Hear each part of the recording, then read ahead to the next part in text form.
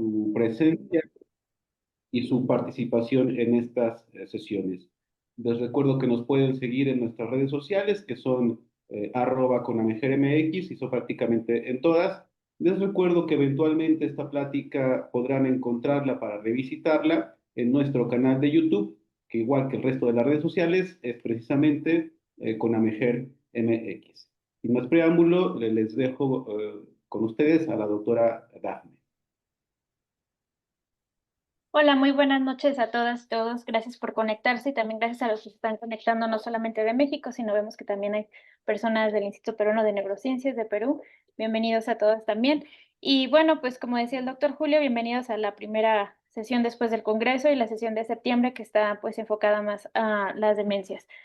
Les recordamos que la sesión está siendo grabada. Les pedimos por favor que mantengan su micrófono apagado para permitir la adecuada ponencia del doctor Nilton y al terminar la misma, pues interactuar a través del chat para las preguntas y comentarios que pudieran tener.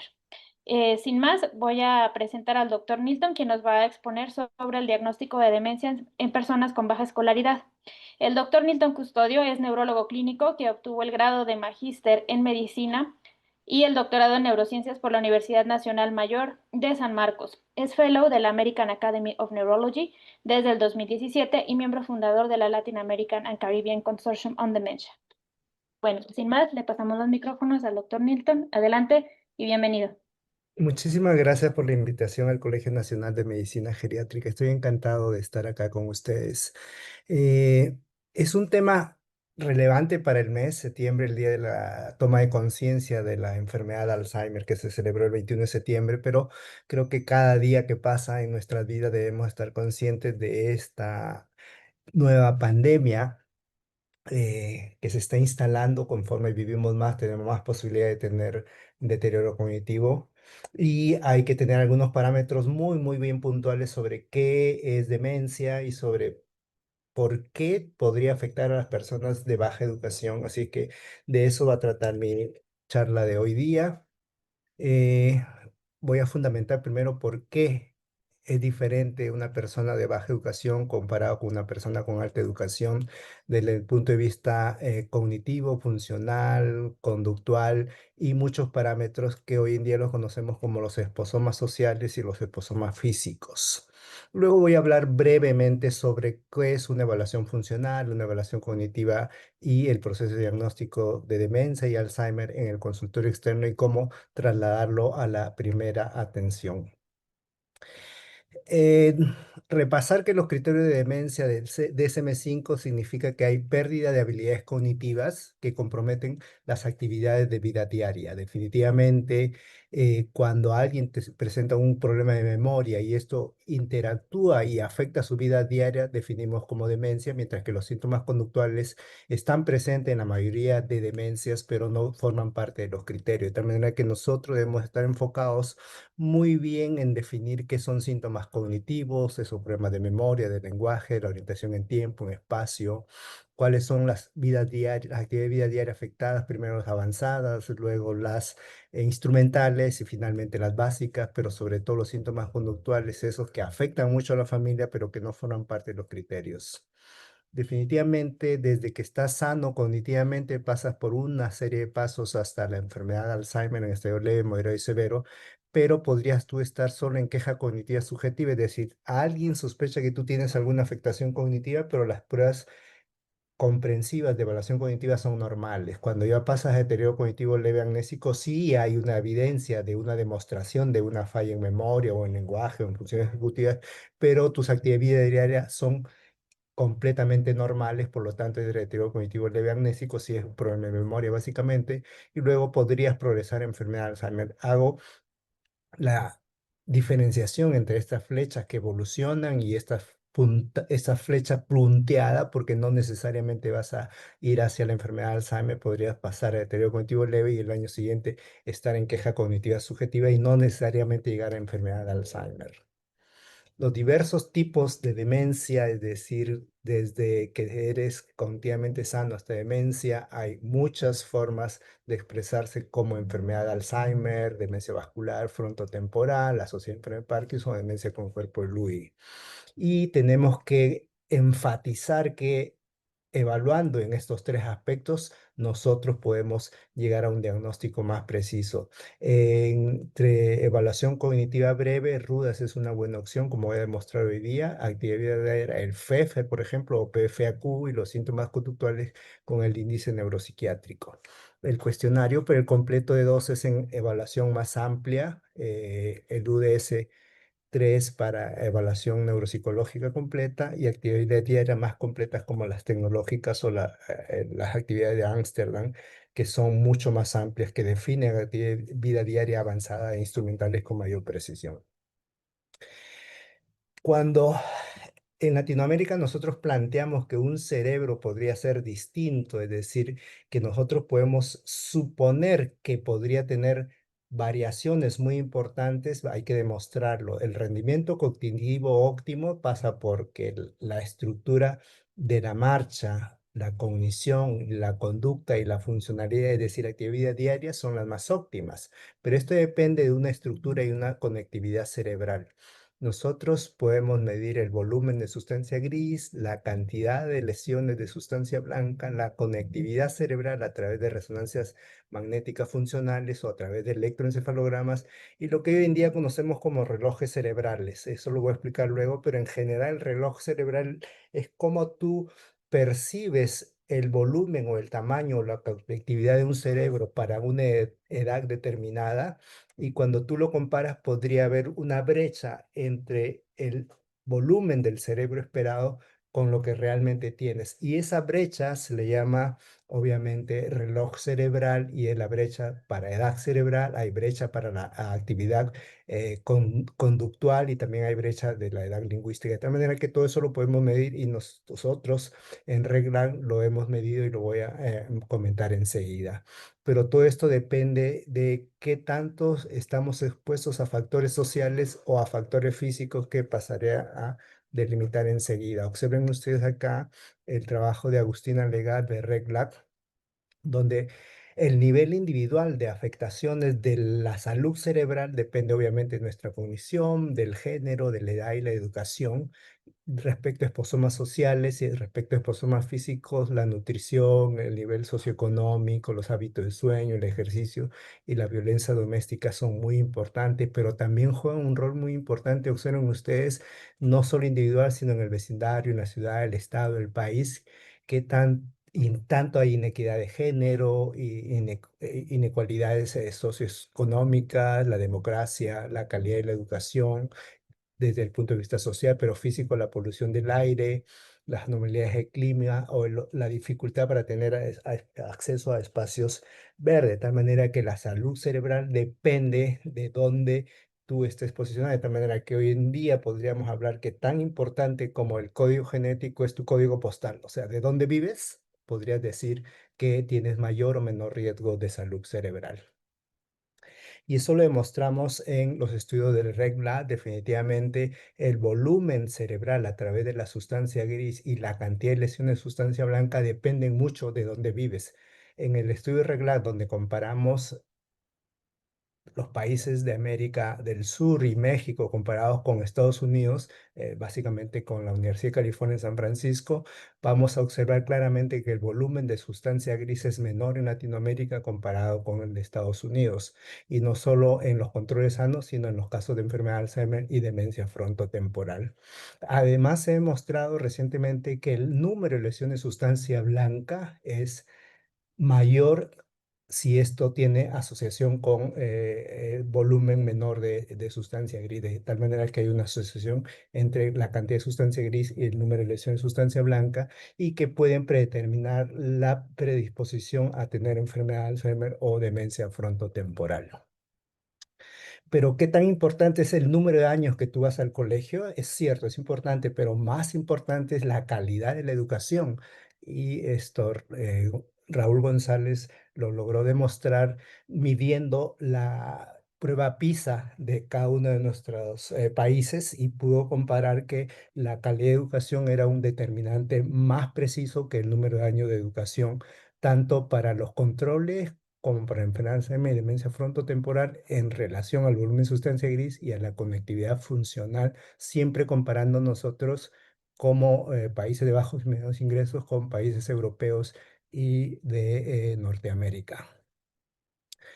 Y aquí quiero comentarles cómo los relojes cerebrales expresan estas desigualdades en el envejecimiento y la neurodegeneración que son dependientes de los esposomas sociales. En este estudio de Regla que escribió Sebastián Mogilner, demuestra básicamente que los relojes cerebrales van a afectar a los países de Latinoamérica que tienen más desigualdad socioeconómica, contaminación del aire, sexo femenino y carga de enfermedades transmisibles y no transmisibles crónicas que son predictores de estas diferencias a favor de mayor riesgo de hacer enfermedad de Alzheimer o demencia frontotemporal. El reloj cerebral, para que tengan una idea, se mide a través de los volúmenes, a través de la imagen por resonancia magnética y a través del electroencefalograma para la conectividad.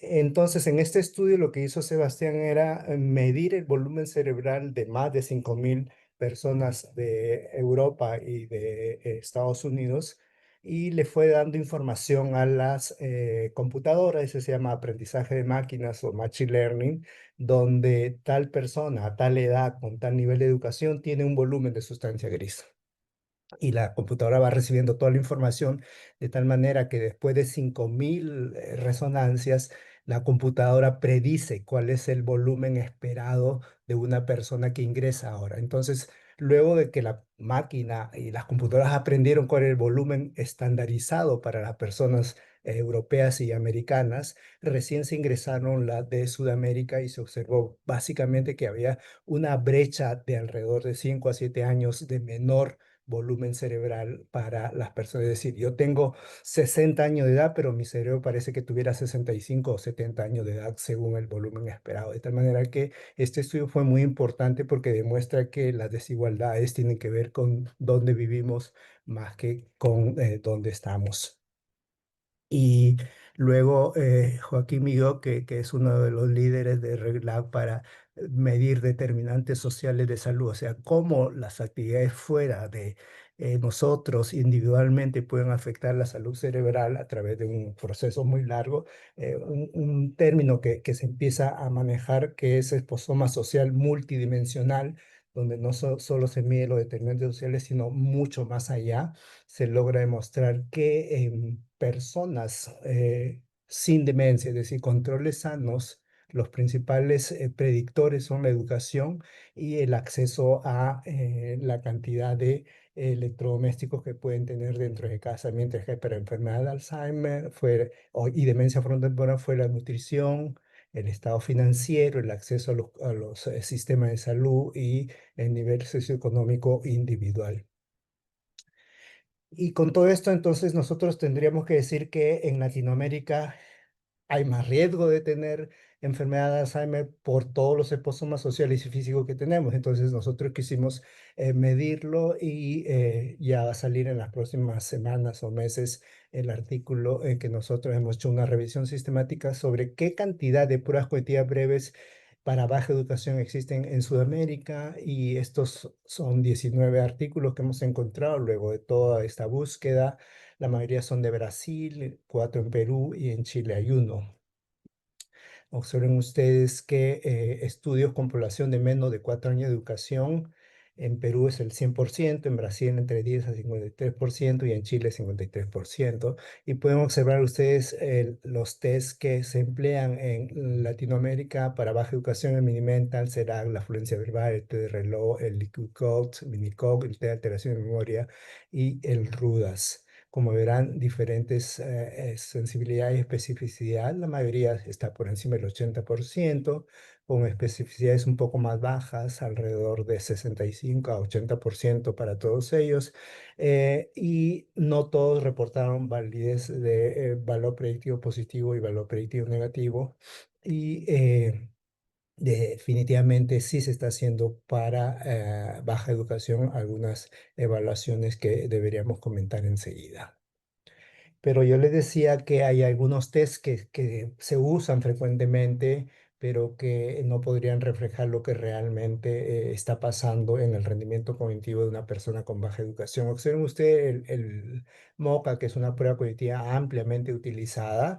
en Perú. Es una muestra pequeña, 40 cognitivamente sanos con baja educación y 40 cognitivamente sanos con alta educación. Observen ustedes el rendimiento en el puntaje total de los pacientes con mediana y alta educación y los de baja educación. Hay una diferencia significativa y no solo en el total, sino también en cada uno de los subíndices como memoria, funciones ejecutivas y otras actividades. Y no solo el MOCA, sino el Mini-Mental. Este año en Canadá, Greg Brown de nuestro equipo presentó también el la diferencial rendimiento del Minimental en personas con baja educación. Aquí sí fueron 90 cognitivamente sanos en cada grupo, con la gran diferencia que todos tenían imágenes por resonancia magnética. Y observen ustedes que los parámetros de atrofia generalizada, atrofia temporal medial, lesión de sustancia blanca medio según FASECAS, la atrofia parietal según Coedan y algunos otros parámetros son similares, no hay diferencias significativas entre ambos grupos, pero la gran diferencia se observa en el Minimental. La alta educación rinde 28 en promedio, mientras que baja educación rinde 23 en promedio, es decir, que hay que tener variaciones en los puntos de corte para baja educación.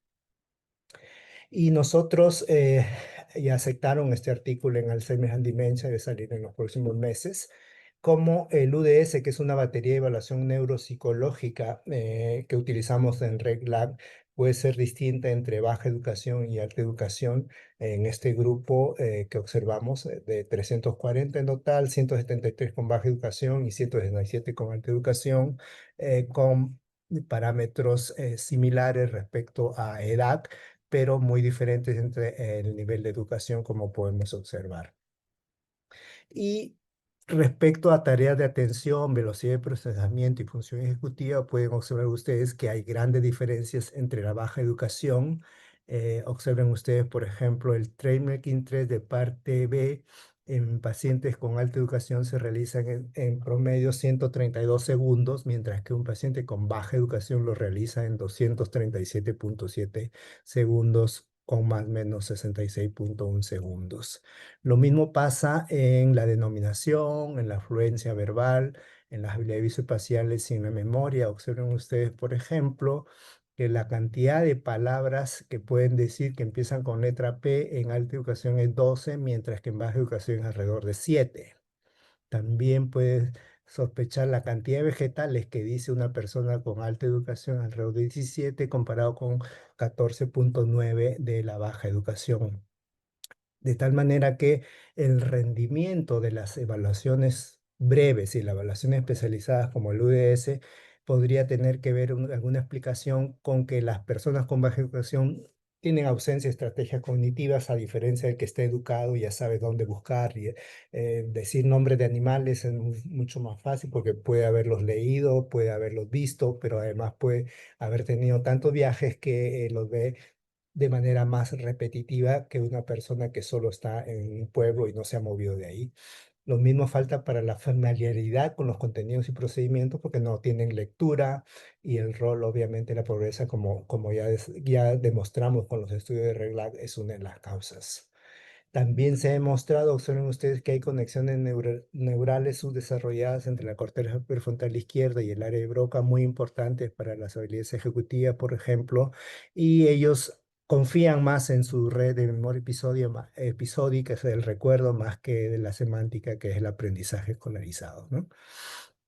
De tal manera que deberíamos emplear pruebas de cribado con nuevos puntos de corte, como ya hemos demostrado, prueba de cribado con instrucciones adaptadas para cada población, es decir, culturalmente adaptadas. En resumen, la adaptación de prueba de cribado para simular actividades de la vida real es lo más óptimo. Ya vimos que la gente podría rendir más con fluencia de vegetales que con animales, más gráficos que estar dibujando. eh, Antes de dígitos, mejores objetos comunes de la vida diaria, la lectura del reloj antes que dibujarlo, aprendizaje de objeto más que una lista de palabras y siempre combinar con funcionalidad. Ahora veamos cómo evaluamos la funcionalidad, es decir, las actividades de vida diaria en Latinoamérica para demostrar que cuando alguien tiene una actividad de vida diaria afectada, probablemente lo primero que ha fallado es la función ejecutiva, como en estos ejemplos, esta persona que era la encargada de la parroquia y que tenía que alquilar las túnicas para los niños se olvida porque simplemente no tuvo una buena planificación y múltiples actividades de vida diaria que pueden expresar que esta persona tiene fallas ejecutivas o también recuerdos alterados. Recordarles que en la enfermedad de Alzheimer se afectan primero las actividades de vida diaria avanzada, luego las instrumentales y finalmente las básicas, en ese orden. Y una prueba que utilizamos en Latinoamérica con gran diseminación en todos los centros de investigación es la prueba de Pfeffer, que es el Pfeffer Functional Activity Questionnaire, que evalúa muchas actividades de vida diaria. Es muy importante que ustedes pregunten sobre si es capaz o no de manejar su dinero, si es capaz de preparar una comida, comidas tan simples como cualquiera de ellas, pero el manejo de la medicación también es importante.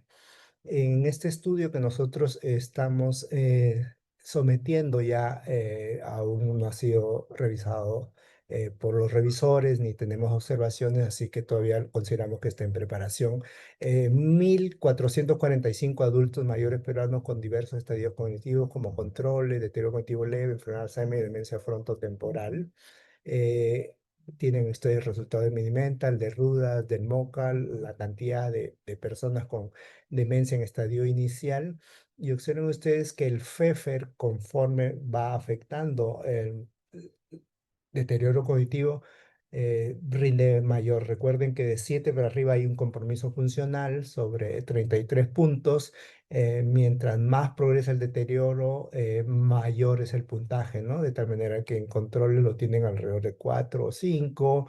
El deterioro cognitivo leve sigue subiendo. En enfermedad de Alzheimer y en demencia frontotemporal leve sigue subiendo. Y mucho más en Alzheimer o demencia frontotemporal en estadios moderados y severos.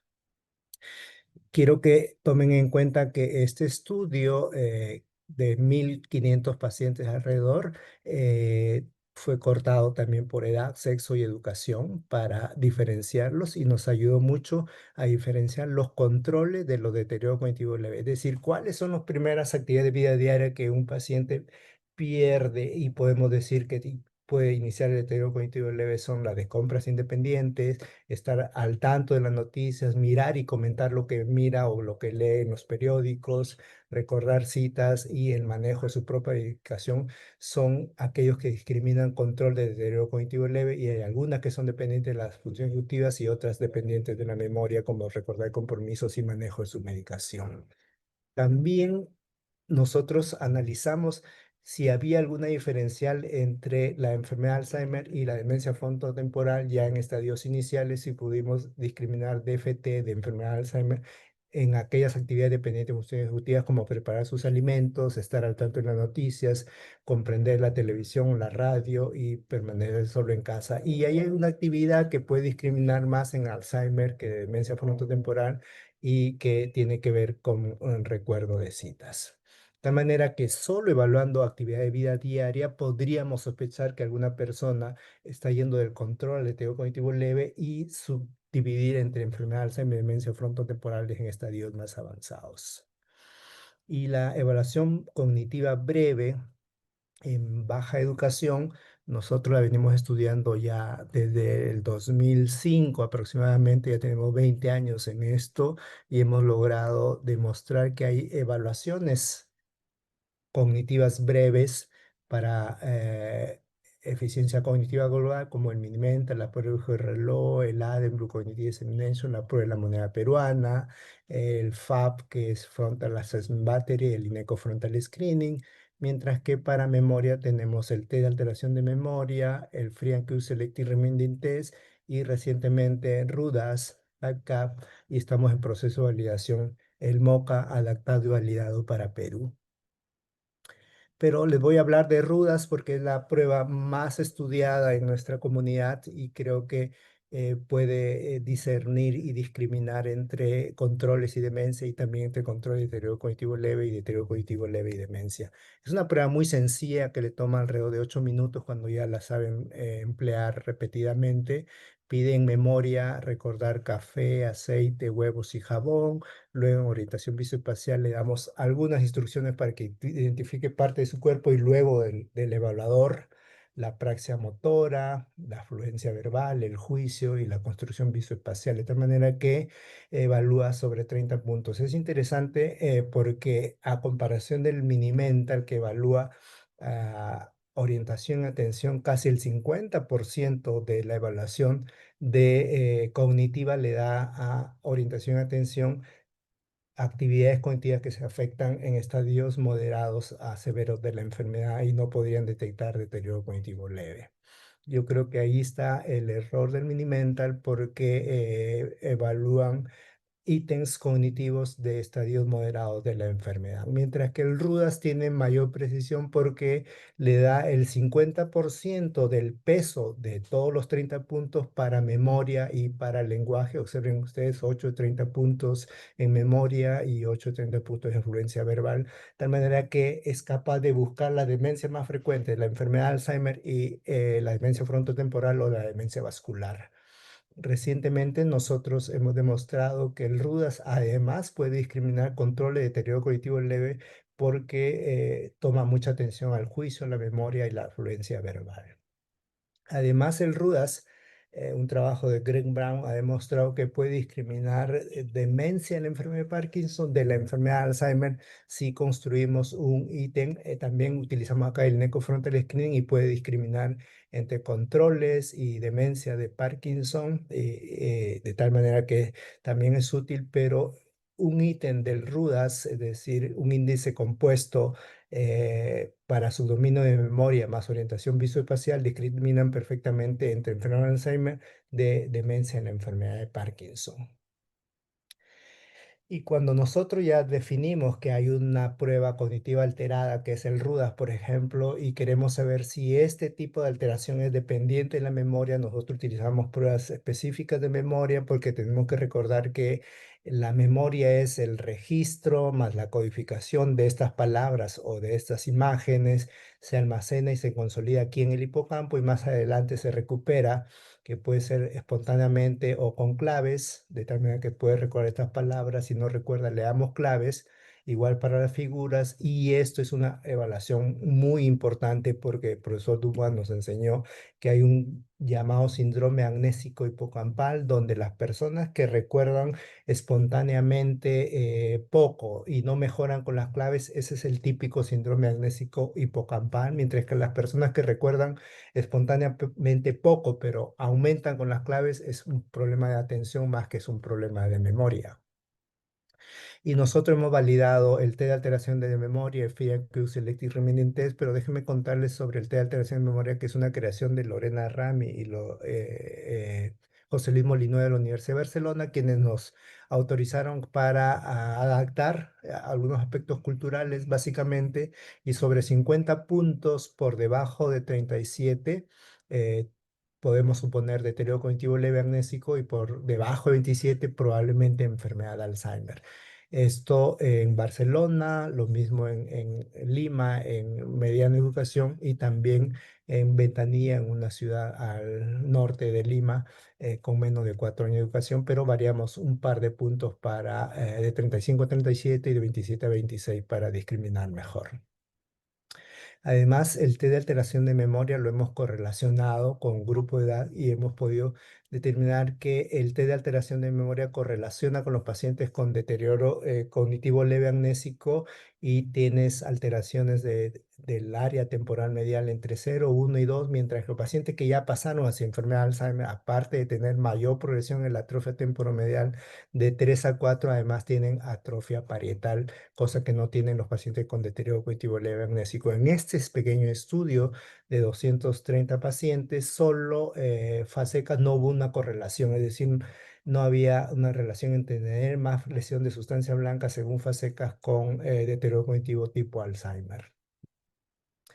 Además, al año siguiente con Marco Málaga analizamos toda nuestra muestra y la correlacionamos con los niveles de líquido cefalorraquídeo en biomarcadores amiloide y tau total y correlacionamos entre la variación y el rendimiento del test de alteración de memoria con el incremento de tau o como la caída de beta amiloide. De tal manera que hay un test que puede ayudarnos a discriminar antes que los tests de biomarcadores en líquido cefalorraquídeo y en sangre.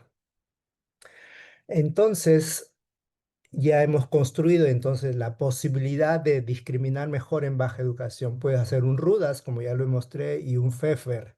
Si tú tienes ambos que son anormales, tienes ya un caso típico de demencia y tienes que prepararlo para la siguiente visita, es decir, descartar hipotiroidismo, deficiencia B12, tumores cerebrales y otras cosas antes de definir demencia.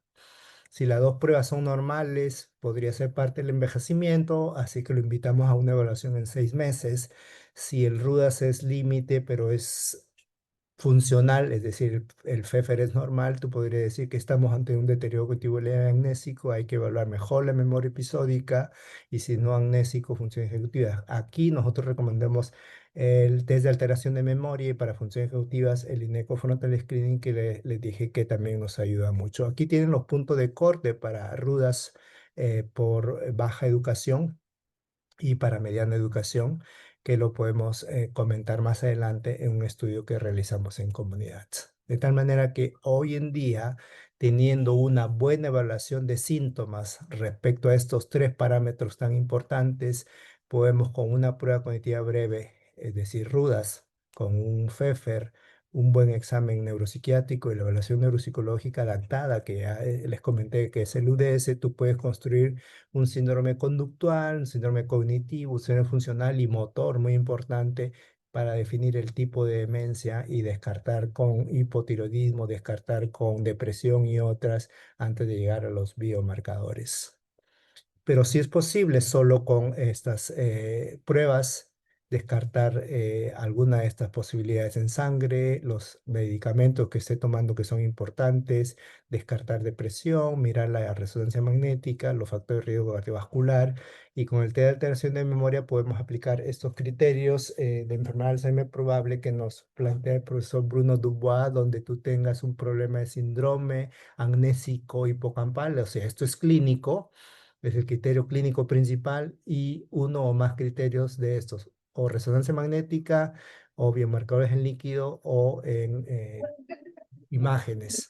De tal manera que nos deja la gran posibilidad que en países de bajos y medianos ingresos, un cuadro clínico más una imagen por resonancia magnética, tienes el diagnóstico de enfermedad de Alzheimer probable.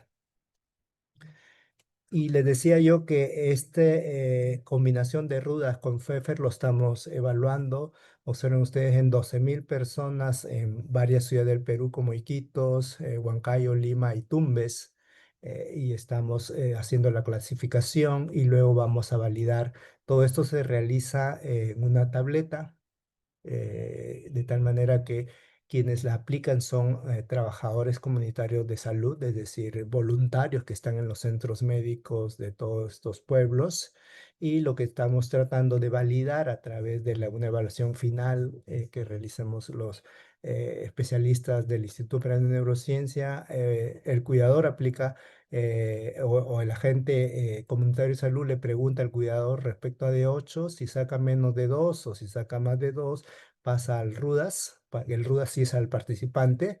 Si es mayor o igual que 19 sería un control sano. Si es menos de 19, según el punto de corte, aplicamos un FEFER y de ahí, de acuerdo a la puntuación, podemos clasificarlo como deterioro cognitivo leve y demencia. De tal manera que recién aquí nosotros vamos a evaluar con una evaluación mucho más amplia y comprensiva para definir cuáles son y de esta manera evaluar el rendimiento de Rudas y Pfeffer en comunidad, porque lo que nosotros hasta ahora hemos demostrado de Rudas y Pfeffer en los consultorios de segundo y tercer nivel, de tal manera que existe la posibilidad de demostrarlo hoy en día en atención primaria. Quiero terminar demostrando que hay sólidas evidencias de desempeño cognitivo que son dependientes de exposomas físicos y sociales en Latinoamérica Existen pruebas breves de funcionalidad para detectar estos cambios tempranos, como es el FEFR. Las pruebas de cribado de demencia y enfermedad de Alzheimer son adaptadas y validadas para población peruana y espero que pronto podamos armonizar en la mayoría de países en Latinoamérica. Y si cumplimos un adecuado flujograma, el proceso de diagnóstico puede hacerse mucho más sencillo. Agradezco y estoy encantado de resolver algunas inquietudes. Muchas gracias.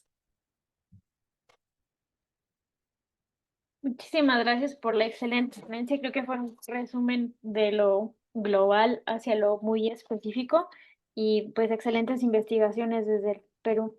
Hay varias preguntas aquí en el chat, voy a leerlas, igual si en lo que los Sí. vaya leyendo surgen algunas más, porque las escribiremos.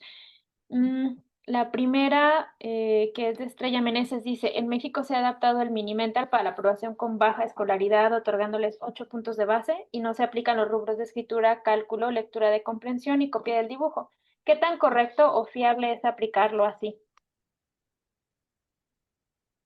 Sí, estoy de acuerdo con que se pueda reducir, pero el problema de reducir el número de habilidades cognitivas va a disminuir el performance de la prueba en general, porque podríamos estar perdiendo algunas funciones cognitivas que sí podrían estar siendo importantes, ¿no? Para definir un caso de deterioro cognitivo o de demencia. Pero sí es posible, sin embargo, se baja su sensibilidad. Bueno, luego pregunta aquí Lucía Aguilar, ¿qué opina del SLUMS, que es el de la prueba de San Luis, que ahora en eh, pues en el Congreso de Alzheimer de la Asociación Internacional mencionaban que era uno de los mejores para médicos de Sí, es muy contacto, ¿no? interesante. Sí, yo la estaba analizando, tiene muchas funciones ejecutivas, de tal manera que es muy sensible. Me contacté yo con los creadores y vamos a empezar el próximo año una comparación con los test. Pero sí, sí, a mí me gusta mucho. La otra pregunta aquí es, ¿el test RUDAS requiere validación en población mexicana? Nos parecemos mucho Ecuador, Colombia, México. Pero sí, yo creo que refiere a adaptaciones culturales. Por ejemplo, en memoria nosotros le decimos, imagínate que vas al mercado y vas a comprar cuatro cosas. Vas a comprar café, aceite, huevos y jabón. Son ítems distintos para que la persona recuerde luego, pero por ejemplo, en el original decía, recuerde que usted va a comprar té, aceite, huevos y jabón. En Perú el té no es un consumo diseminado tanto como el café. El café se produce en la selva, se produce en la sierra y en el café en la costa lo consumimos nosotros en Perú. Entonces yo busqué un nombre común para que la gente tenga más recordación y más fácil. O sea, de tal manera que hay que adaptarlo. Yo creo si café es un término muy común para México, podrían aplicarlo. Eso queda libertad. Luego, no hay que adaptar nada respecto a enséñame tu mano derecha, ahora enséñame tu pie izquierdo, con la mano derecha coge tu oreja izquierda. Ahí yo no creo que haya problema. Ahí no veo la necesidad de hacer alguna adaptación cultural. Lo mismo va a pasar por el número de animales, cuántos animales me dices en un minuto, luego la praxia de abrir alternativamente el puño, el dibujo del cubo y nada más. Yo creo que si habría que adaptar es verificar si té o café o algún otro líquido que la gente tome regularmente. Creo que pasaría por ahí, pero yo creo que no habría que variar mucho culturalmente, pero sí hay que probarlo, ¿no? De repente no se adapta a ustedes, ¿no? Sí, será cuestión de explorarlo. Claro, porque Rudas viene de adaptación más de Australia y demás, y allá sí toman un poquito más de té que nosotros. Creo que sí estamos más acostumbrados al cafecito de la mañana con el pancito dulce. Sí. Pregunta Además, aquí. el RUDAS, tú sabes que fue creado no sobre preguntas cognitivas, sino fue, primero que Australia es un país Mm, multiétnico, multicultural, multilingüal, y los creadores de RUDAS, el profesor Rowland, lo que hizo es generar cuáles eran los términos más comunes que podían predisponer falla cognitiva o funcional. Entonces encontraron 180 ítems, después probaron cuáles podrían ser los más sensibles, quedaron en 30 y al final quedaron con estos 8 ítems. De tal manera que sí fue construido muy, muy bien, a diferencia de los otros test, ¿no? Que fueron creados en laboratorio. Ya sí, solo de la comunidad. Y Ujú. pregunta aquí, gracias, pregunta aquí Noé, ¿qué opina del test del informador bien de Schulman cuando el paciente tiene antecedentes de saber interpretar un reloj aún sin escolaridad? Ok, sí. Nosotros validamos el RUDAS en 2005, y fue en el primer estudio de prevalencia de demencia en Lima. Lo hicimos con el Minimental, con el test de reloj y con Pfeffer. Entonces nos dimos cuenta que las personas podrían sí discriminar muy bien el reloj y el Minimental, pero decíamos, hay personas que en la evaluación neuropsicológica me dice que está muy bien, pero rinde muy bajo en Minimental, pero no en el reloj, por ejemplo. Pero había personas que tenían deterioro cognitivo leve y demencia en estadio inicial y realizaban muy bien todavía el reloj. De tal manera que la prueba de reloj sí es sensible, pero determina estadios moderados de la enfermedad. Es difícil que puedas alterarse en deterioro cognitivo leve y en estadios iniciales de la enfermedad. Es bastante interesante. Y preguntan, creo que va un poquito ligada con lo que hablamos de la validación del RUDAS y demás, y de que acá en México usamos Minimental con la modificación.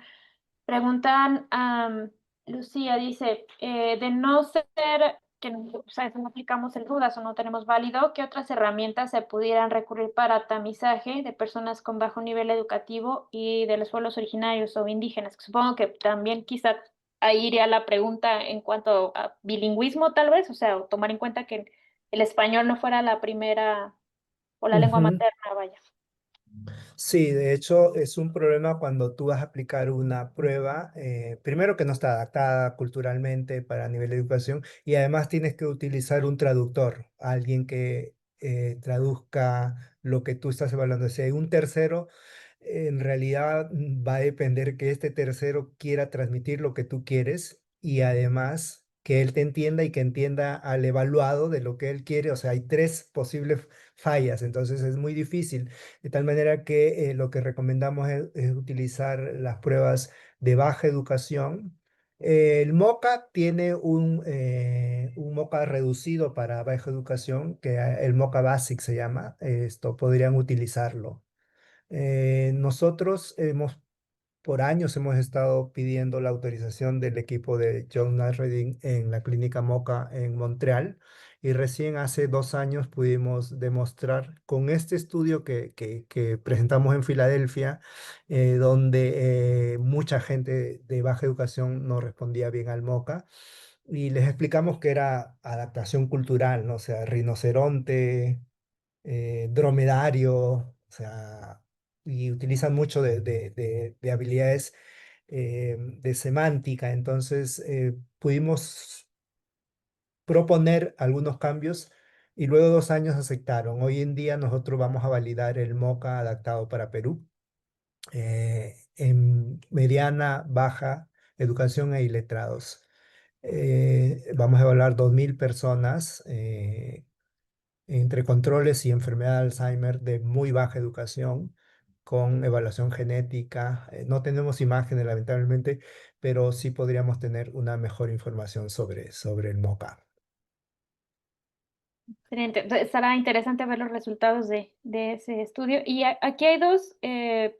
La otra que estaba un poquito parecida, hablaban sobre el cambio de los términos en el RUDAS, pero ya nos explicó muy bien de cómo surgió pues esta prueba de tamizaje de Roland, que surgió en Australia, etcétera. Preguntan aquí si el INECO, que es para evaluar funciones ejecutivas, más que funciones ejecutivas, entiendo que es para funciones del frontal, que si está validada en Perú, supongo que sí por los resultados que nos mostraba, pero si nos puede hablar brevemente de eso. Y también aquí Ok. del INGE preguntan respecto a la intervención en cada una de las fases y contexto en que se identifica qué ofrecen, qué atención se brinda. Entonces, será en relación a la demencia, no sé si puedan escribir algo un poquito más acerca de esta pregunta de Vero, de aquí del INGER. Y preguntan también, ¿qué opinas sobre, bueno, ya nos mostraba algo de resultados allá en el Perú, sobre las fluencia semántica y fonológica o el test de 5 palabras con baja escolaridad? Ok, vayamos por parte. La primera es el INECO Frontal Screening. Nosotros validamos INECO Frontal Screening en el 2006 y el 2012 hicimos las publicaciones. Comparamos INECO Frontal Screening con el FAB, que es el Frontal Assessment Battery. Eh, Ambos miden funciones ejecutivas para fallas de la corteza prefrontal, básicamente demencia frontotemporal de la variante conductual. Definimos que sí era sensible para definir demencia, pero no había discriminación entre enfermedad de Alzheimer y demencia frontotemporal. Luego cruzamos AC3 más Ineco Frontal Screening y cognición social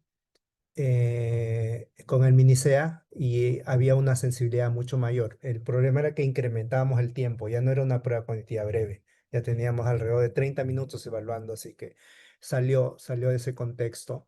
Pero sí el INECO Frontal Screening comparado con RUDAS es capaz de determinar esas fallas ejecutivas y se correlaciona muy bien con las pérdidas de actividad diaria instrumentales, de tal manera que sí, el INECO Frontal Screening pueden emplearlo en comunidad, de tal manera que te puede, si tiene bajo rendimiento, por debajo de 17, algo está pasando y de hecho correlaciona muy bien con las actividades de vida diaria. De manera que sí, el INECO Frontal Screening es una buena alternativa al RUDAS. La siguiente pregunta era Era con respecto a... reserva como a las intervenciones dentro de del seguimiento como del estadiaje. Ah, ok, ok. Bueno, en todas las etapas, las modificaciones no farmacológicas son de mucho apoyo. Y cuando hablamos de modificaciones no farmacológicas, estamos hablando de intervención multimodal, es decir, cognición, física, nutrición, monitoreo médico e interacción social son los 5 parámetros que ayudan a una mejor evolución en cualquier estadio de la enfermedad, pero muchísimo mejor en el deterioro cognitivo leve y sobre todo en aquellas personas con factores de riesgo que podrían evolucionar hacia deterioro cognitivo leve y futuras demencias.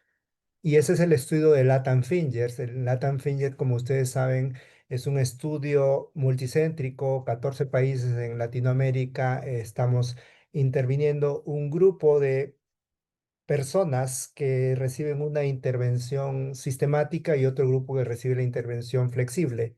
En la intervención flexible solo son recomendaciones cada 6 meses, señor, baje de peso, haga ejercicio, deje de fumar, controle su presión arterial, cómo está su glucosa, pero nada más. En cambio, en la intervención sistemática, a las personas se les pone a hacer ejercicio medido con un profesor 3 o 4 veces por semana, se les mide lo que están comiendo, se les hace pruebas cognitivas a través de una computadora o en laptop o en tableta o en el teléfono y son controlados semestralmente con imágenes por resonancia magnética y de esa manera se ve la progresión de aquellos que fueron intervenidos y quienes progresan hacia demencia o no. La hipótesis es que quienes no reciben esa intervención sistemática, es decir, los flexibles van a evolucionar con mayor posibilidad hacia demencia, que ya se demostró en Finger y en Pointers, ¿no? Este año en la publicación en Toronto. Y luego creo que había algo sobre la cantidad de palabras, ¿no? Ujú, sobre la Sobre fluencia. Ok. Yo tal vez ahí, esto es muy importante porque el UDS que nosotros estamos evaluando en Reglat, nos mide realmente la cantidad de palabras que una persona con baja educación dice. Y eso, este es el primer estudio que norma la cantidad de palabras de baja educación y esto van a ser los parámetros. Esta es una tabla, pero vamos a publicarla ya por grupo de edades, por sexo. Y observen ustedes, por ejemplo, ¿cuántos animales dice una persona de baja educación? Alrededor de 16. Y nosotros siempre hemos aprendido que el mínimo era 20, ¿no? y en alta educación es 21. Observen ustedes, lo mismo para la letra M, para la letra P, la cantidad de vegetales. Entonces vamos a tener ya, cuando esté publicada el paper en Alzheimer and Dementia, ustedes van a poder tener acceso y medir cuánto rinde en cada función cognitiva según el UDS, ¿no? Lo mismo pasa para las otras actividades.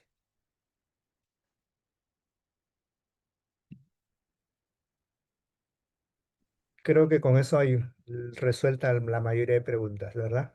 Sí, muchas gracias. También aquí preguntaban ya características muy específicas sobre cuándo puntuar bien o no ciertos ítems del RUDAS, pero igual lo que vamos a hacer es que vamos a pasarles el manual y la información del RUDAS al repositorio, porque creo que es una clase aparte hablar de cómo se aplica el instrumento, Sí, de cómo sí. se interpreta, Cuando ¿cierto? gusten, tenemos clases especiales de rudas, les dejamos videos, cómo van puntuando. El equipo nuestro realiza esas actividades. Con mucho gusto yo puedo contactar a la doctora Montesinos, que es la jefa de la unidad de investigación, y puede compartir con ustedes todos los talleres de entrenamiento. Y podemos coordinar también para que ustedes realicen la validación de rudas en sus comunidades, ¿no? Les enviamos el Claro. protocolo, todo, y podemos ayudarlos con los análisis y todo eso.